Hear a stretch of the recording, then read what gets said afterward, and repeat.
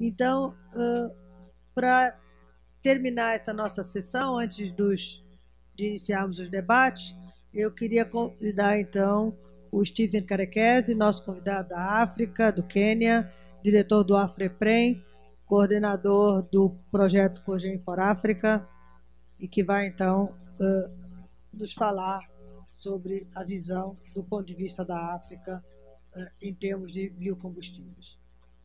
And many thanks for the invitation, for this privilege to discuss, I think, with a very prestigious audience of, I think, a leading country in the biofuel area. It's really a great opportunity. I'd like to thank Professor Goldenberg and Suwani for their invitation. And basically what I'm going to be covering is to try and fill a few of the gaps that I think the very excellent presentation by the case study presentation this morning on the experience in Africa, and also to address a little bit of the end debate we had at the end of the lunchtime over this whole India-Brazil debate on sort of biofuel technology. Now, I will not give exactly the conclusion like the other speakers, but I'll give a short outline, which is essentially a background brief on the energy sector, just for those of you who are not too familiar with the continent. Then a little bit about some of the key drivers. And you'll excuse me because I'm going to swing between cogeneration, biofuels. I sort of deal with them sort of interchangeably. I haven't really had a chance to clean it out properly. And then I'll end up with that last point, which I think raised quite a bit of a debate. The whole issue that India is doing particularly well in penetrating the biofuel sector in Africa. And what can we learn, or the lessons that can be learned from Brazil, and how can we benefit better from, I think, very excellent experience of Brazil as a continent. So very quickly, as a background, really, if you want to understand Africa, think of it as three regions. You have North Africa, which is an oil and gas region. You have South Africa, which is a coal region. Basically, they use coal to power pretty much everything. And then you have the middle part, which is Sub-Saharan Africa, which is sort of the classic Africa, as people think of it, yeah? And it's primarily dependent on biomass. So it's a good way in which you can essentially understand the continent in one go. You know, three sections. If you think in that way, you have a pretty good appreciation of the different strategies that apply to different parts of the region. Now, again, three categories. A large portion of the population, particularly in the middle part in Sub-Saharan Africa, is very dependent on traditional biomass technology, but they are moving towards improved biomass technologies. That's what we call IBTs. But what we're discussing here is how to move to the modern biomass energy technology, where clearly Brazil is a world leader, and what we can learn from them as a continent. Now, I'm going to look at the key drivers, and these really are the key points that I will discuss this presentation is about. One is the importance of energy security and diversification for Africa. We think biofuel is a major player. It can help us improve the energy security situation that we face as a continent. It can meet local demand, and it can decrease our dependency on imported fossil fuels. This is something that is not heavily emphasized, I think, by the biofuel community when they are promoting biofuel investments within the continent. The second one I'm going to touch on is the food fuel debate, which to some extent is not really as relevant for our continent. I think it's really quite overdone. Our feeling is that the biofuel community has been essentially outmaneuvered by the NGO community on the world debate, such that biofuel has developed this rather problematic analogy that it always leads to food fuel problems. And I think we've not been very good at arguing our case, that sugar is a food product, that our continent is actually the lowest consumer of sugar, that we have some of the lowest per capita calorie consumption, and sugar is a very important part of increasing that calorie volume. And this is something that we think we need to take on more aggressively, and I have a couple of slides on that. Finally, it's really a lot of the attention is focused on the export part, that we really do need to diversify our export. Too many African countries are dependent on one or two cash crops, the way perhaps Brazil was, I don't know, 50, 100 years ago. Coffee was a major export earning, and we need to do that, and biofuels provide that diversification possibility. And then I think the last 3 points are very important, is the local developmental impact. And I think there was a lady here who made a very good presentation of the socioeconomic impacts of the whole biofuel industry in Brazil. We need to develop similar data and similar convincing argument for Sub-Saharan Africa. We've tried to do that in the Cogen project that we're involved in, and we are hoping to work with Suwani to improve that kind of data, essentially use some of the same data that we've developed in Brazil and see to what extent we can apply some of those ratios and develop good numbers, reliable numbers, to really show the broad socioeconomic positive impact of biofuels and what it can do to our region, which I think has not been on the public debate and has not really featured as prominently as it deserves to feature. Now, very quickly on energy security and diversification is essentially we know that oil importing developing countries use almost twice as much oil to produce a unit of economic output, which means that they are very, very dependent, and the oil import is a huge heavy load on their export earnings. For example, in many African countries, anything from 20 to 40% of their export is dedicated to oil. And very high prices can go above 50%, as was mentioned earlier.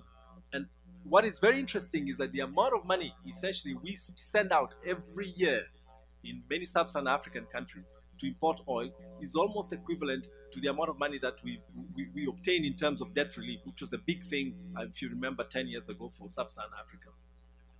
And there are 39 net oil importers. Although they are decreasing by the day, the net oil exporters are still a minority. There's only about 13 of them. And of course, there's some changes. Kenya, Uganda recently discovered oil, and that changes the debate over the biofuel and requires you to think differently. But what we have found that even for oil exporters, it does make sense to invest in biofuel. And one of the reasons is many of them do not really have a very long lead time before the oil expires. They're very short gestation period before they basically run out of oil, which they're exporting. So they've got to think beyond oil. So the idea is that you should use your oil revenue to actually develop an alternative fuel sector. And biofuel is a very good place to invest your oil earnings. That's the point we try to make to countries like Sudan, like Gabon, that have very limited oil reserves. That invest in biofuel, you have actually an alternative to provide you with a future export earning sector. Now, the other issue is about the food fuel debate, and this you rarely see it being featuring within the media. That the calorie intake per capita in Africa is some of the lowest in the world. It's certainly lower than Brazil, and it's lower than the world as a whole. So we need to increase. This is part of the food shortages. Yeah. And sugar is a food product. And this does not come through in the biofuel debate, that we do need increased sugar production in our region. Where in many of our African countries, they're actually sugar deficit countries with very high population growth and going towards the transition from being low income population to a lower middle class income population, which means sugar needs are going to increase. So we're going through a transition that probably Brazil went through, I don't know, 60 years ago, as you're moving from a couple of $1,000s per capita to above that figure. So that's really what's happening. So sugar requirements are going to increase, and we're going to need more sugar. It's very clear with that because the import bill for sugar is growing for many sub-Saharan African countries. And we need to reduce that to meet the local demand. And I think this case is rarely made. You don't see it in the media, you don't see it with the NGO community, and it's very not aggressively discussed. It's something that we really need to revisit. That's true also for, I was mentioning calories as a whole. That is true certainly for sugar. It's even more dramatic, the numbers there. Now, the food fuel debate, one of the things that's rarely discussed, and I've seen some really good numbers from here, which we'd like to use in sub-Saharan Africa, is that there's always a discussion that you need more land. There's very little discussion about the intensification, that you can increase more output from the same piece of land. And we've got some very good data. This is from Mauritius, which is an island, very limited land. But essentially, as you can see in the red line, the land area dedicated to sugar has been steadily going down. But because of more efficient equipment and more investment, capital investment, electricity output from the cogen industry within the country is actually increased dramatically. It's gone by almost a factor of 10. So that shows you that with intensification, you don't actually need more land. You can actually produce more output from the same piece of land. And that is true in many other aspects. You show it in the per capita, on per acre sugar production for Africa. The possibilities for intensification are very high. So you don't actually need a lot of land to increase the output. So this is one of the statistics we managed to get for Mauritius. And our hope, again, working with Swani, is to try and do similar data for various sub-Saharan African countries to make that particular case. Now, the other one which was discussed, I think, by the previous speaker, which is very, very good, where she's got excellent data demonstrating the benefit that has flowed towards workers, towards farmers. And we don't have a lot of data on that in sub-Saharan Africa. But we're beginning to collect it. And what we have found, for example, in Kenya, close to 20% of the population is directly or indirectly dependent on the sugar sector. So if you can make the sugar sector functional, profitable, and robust, you basically you have a huge impact on 20% of your population. So we can learn a lot from here. Agriculture and various agro-industries, which basically, from a cogent viewpoint, can basically be applied across a wide range of agro-industries. Close to 50% of sub-Saharan GDP and 70% of the employment is agriculture-based. This is one of the more interesting figure that we have found, that in certain years when sugar prices are very low, the Mauritians have found that their sales of electricity are actually significantly higher. But certainly they are more steady because sugar prices go up and down. A power purchase agreement gives you a 20-year electricity sales revenue. So it stabilizes your revenue earnings as a sugar industry, which means you can stabilize revenue earnings to your farmers, to your workers. So it's had a very huge impact as a result of that. And one of the beauties about Mauritius is they've got a very good revenue sharing system, not only for their sugar output, but they also share the revenues from the electricity output with all the sugar farmers as well as with all the workers. So when you pay electricity bills in Mauritius, a certain proportion actually goes to the smallest sugar farmer, even one with half an acre. So as a result of that, the sugar industry, the cogent industry has enormous support, both political and a huge economic impact. So I think here we can learn a lot from Brazil because of the way in which you've managed to manage all those three outputs of electricity, ethanol, as well as sugar, and balance it to optimize it for the industry. Now, the job creation potential, again, I saw some really good numbers here, and we would like to learn from those. But these are some of the numbers we've managed to collect in terms of terawatt hours. It's extremely important because unemployment is a huge challenge for sub-Saharan Africa. We've got a youth population which is growing by the year, and it's very common to find 30, 40, 50% unemployment in many sub-Saharan African countries. A lot of them are actually literally a socio-political keg which is about to explode at any one time. When you hear about coup d'etats in Africa, a lot of it is related to unemployment. So agro-industry is a very, very good way of generating the jobs that you need. And the biofuel industry can play a very big role in this sector. Connecting people to the grid. This is a study we did. This is sort of, just to explain it, it's the bottom 40% of the population in terms of income. And this is the electrification rates for them. Essentially, it means of close to half the population in many sub-Saharan African countries have no electricity. Right? And what we have found, and some of the companies we've worked with, is they can use their cogen plant to electrify not only their workers, but all the small-scale sugar farmers in and around the factory. So it's a very good way of actually realizing rural electrification. Yeah. They can provide rural electrification locally with the right incentives and subsidies from government. Now, one of the success stories that we are trying to promote, where we show how really the sugar sector, the biofuel sector, the cogent sector can make a huge difference, is the story of Mauritius. It's very impressive. They started off with putting up very small cogent units of 1.5 megawatt to 5 megawatts, and now they're putting in large-scale units, 90 megawatt, high pressure, 82 bar, it's quite common that now you find in Mauritius, and over half the electricity in the country is now provided by the sugar industry. This is very important. They've basically managed to transform their sugar sector from just being a sugar sector to becoming both a sugar as well as a utility sector. Basically, they run power plants that provide baseload supply to the country. So it's a very, very good example that has occurred. It has occurred incrementally over a long period of time.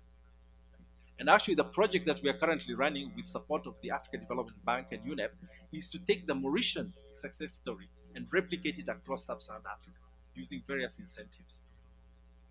And we've seen that the possibilities to do so in many sub-Saharan African countries are very significant. And these are some of the potential we have seen just using back-of-the-envelope estimates that we've done to date. And essentially, the key thing which was mentioned earlier to make sure that that puts into place is having a feed-in tariff for cogenerated power. Is the single most important regulatory measure we need to put in place. And through this project, we've managed to get Uganda, Tanzania, and Kenya to put in very attractive feed-in tariffs, not very, but fairly attractive feed-in tariff for electricity. And we're working on similar policy within Malawi. The one in Kenya was very interesting. It's basically a window of opportunity we exploited. I was placed on a presidential committee which basically contracts the Ministry of Energy every year to deliver certain output. They call them performance contract for Ministry of Energy, between the Ministry of Energy and the Office of the President. And I chaired that committee for about 3 years. And what I did in the first year, we insisted that the Ministry of Energy have feed-in tariffs as one of their targets. Next year, the feed-in tariffs are in place. So if you have the right windows of opportunity, you can put them in place. As a result of that, there's quite a bit of cogenerated capacity that's coming up in Kenya. Now, this is the actual project we are working on. It's got support, as I said, from the African Development Bank and GF. And it's essentially to take the experience of Mauritius and replicate it around, initially targeted 7 countries in Eastern and Southern Africa, but we hope to cover most of Sub-Saharan Africa. And this is the target we have. We've got to put in about 40 megawatt of installed capacity. We've managed to get already half of that. And at the end of the day, we are hoping that it can go to well over 1 gigawatt of megawatt within the next 6 years or so. These are some of the cogen plants we've actually helped to put in place. We started off with very small unit of 3 megawatt, but now we're building a 30 megawatt unit, 67 bar, which is a fairly advanced pressure system in Uganda, which I think Suwani also visited. And also a small one within the tea industry, because we've realized that if you get that done, there's a very huge tea industry, and you replicate it, it will be quite significant, because it uses basically the experience of the sugar industry to replicate that experience. Now, the last point which I like to focus on, which I know was heavily debated, is why is India-linked industry doing a lot better in our region than the Brazilian sort of experience and efforts? And I'd like to very quickly move why we think it's important that Brazil really has a bigger impact, where we as a region are very keen to see a more active participation of Brazilian technology, I think activities and companies within our region. And the presentation this morning have convinced me even more that we should make a really big effort to bring on board Brazilian experience within our continent. One, there's a greater similarity in ecosystems. I think you're all aware the latitude levels are very similar.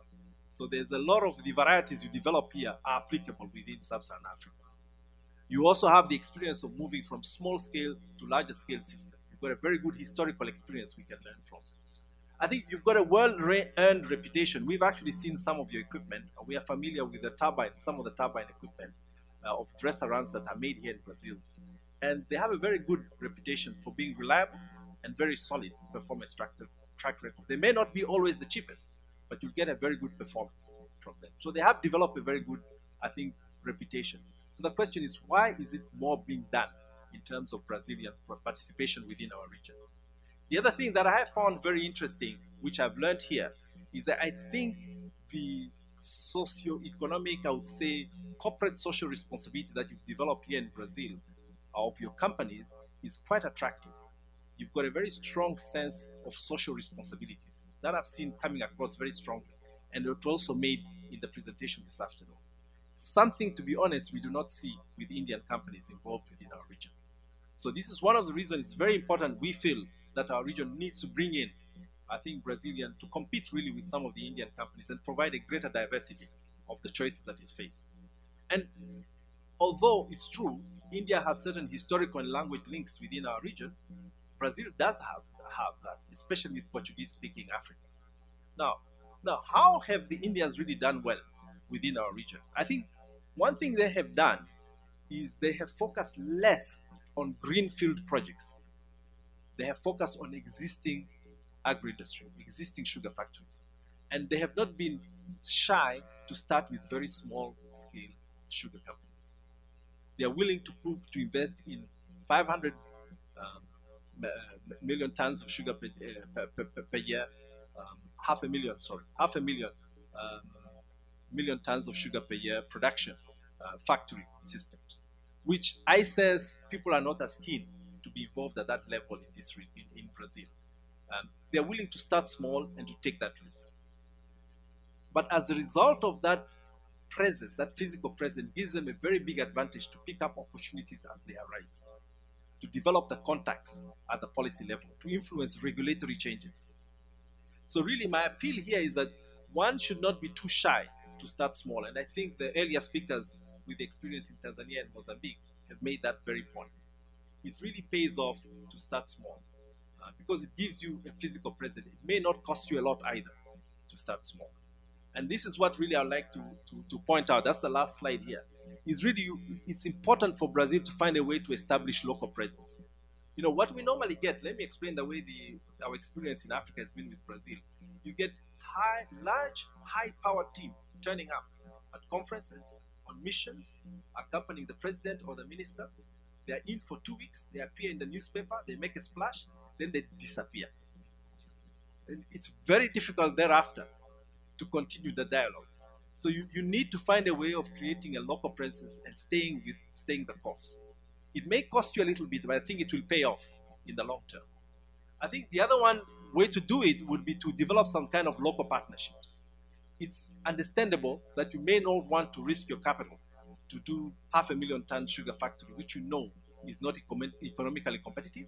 And the day when sugar prices collapse and there's import of sugar, it will not compete. But we have local entrepreneurs who are willing to risk their capital. So there you could have a partnership where the Brazilian partner provides the management and the technical expertise, and the local partner provides the capital.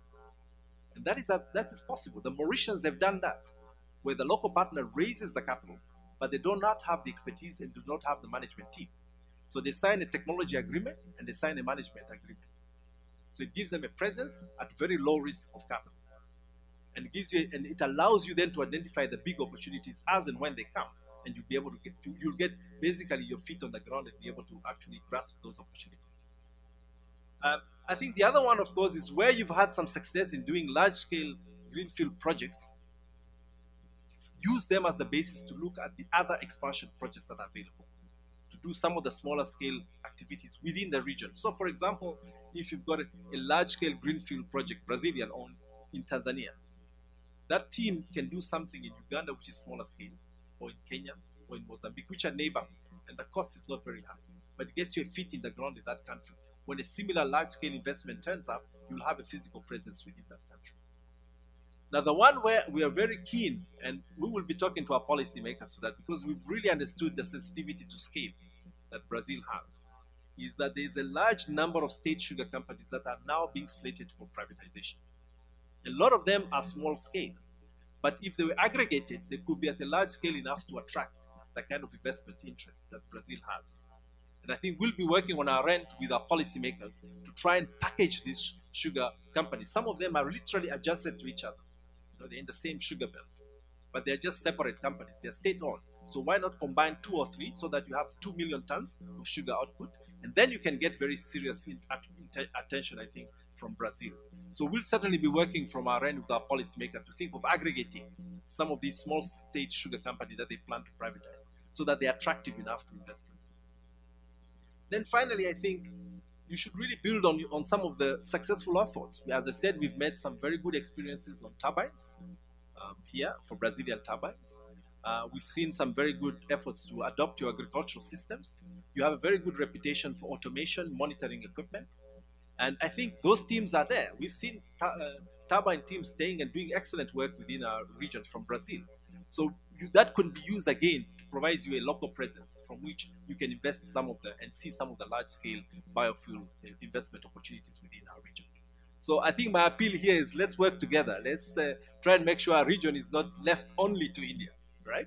That you also have, I think, a diversity. We have that kind of diversity that we need for our region, and we work together and see whether we cannot realize some of these large-scale investments that will have a very, very positive impact in our region. So I'll stop here and thank you very much for your time and attention.